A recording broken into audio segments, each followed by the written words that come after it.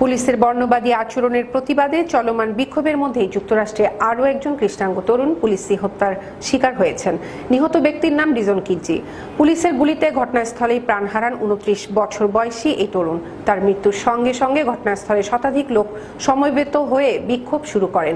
পরে তারা মিছিল নিয়ে শেরিফ স্টেশনের দিকে যান এবং ন্যায় বিচার দাবি করেন। এ নিয়ে দেখুন একটি ডেস্ক রিপোর্ট। গত কয়েক মাসে মার্কিন পুলিশের হাতে জর্জ ফ্লয়েড থেকে শুরু করে জ্যাকব ব্লেক পর্যন্ত বেশ কয়েকজন কৃষ্ণাঙ্গ প্রাণহানি বা গুরুতর হয়েছে। তালিকায় সোমবার যুক্ত হলেন রিজন। তার মৃত্যুর সঙ্গে সঙ্গে ঘটনাস্থলে শতাধিক লোক সমবেত হয়ে বিক্ষোভ শুরু করেন। পরে তারা মিছিল নিয়ে শেরিফ স্টেশনের দিকে যান এবং ন্যায় বিচার দাবি করেন।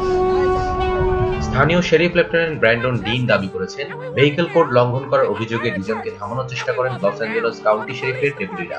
সাইকেল ফেলে পালানোর চেষ্টা করেন তিনি। পুলিশ তাকে পিছু ধাওয়া করে ধরে ফেললে তিনি এক ডেপুটির মুখে ঘুষি চালিয়ে দেন। গুলিবিদ্ধ হওয়ার আগে অভিযুক্ত ব্যক্তি কাপড়ের মধ্যে থাকা অস্ত্রটি ধরতে যাচ্ছিলেন কিনা তা এখনো নিশ্চিত নয়, তবে তার কাছে অস্ত্র ছিল এবং তিনি এক ডেপুটিকে আঘাত করেছেন। এর আগে 23 আগস্ট পুলিশের গুলিতে উইসকনসিনের কেনোসা শহরে গুরুতর আহত হন আরেক কৃষ্ণাঙ্গ যুবক জ্যাকব ব্লেক। তারপর 7টি গুলিতে ব্লেকের মেরুদণ্ড কয়েক টুকরো হয়ে যায়। অস্ত্রোপচার হলেও এই কৃষ্ণাঙ্গ যুবক স্বাভাবিকভাবে হাঁটাচলা করতে পারবেন না। ব্লেকের আইনজীবী বেন ক্র্যাম্প জানিয়েছেন, তার মক্কেল পঙ্গু হয়ে গেছে। ডেস্ক রিপোর্ট, বিশ্ব বাংলা 24।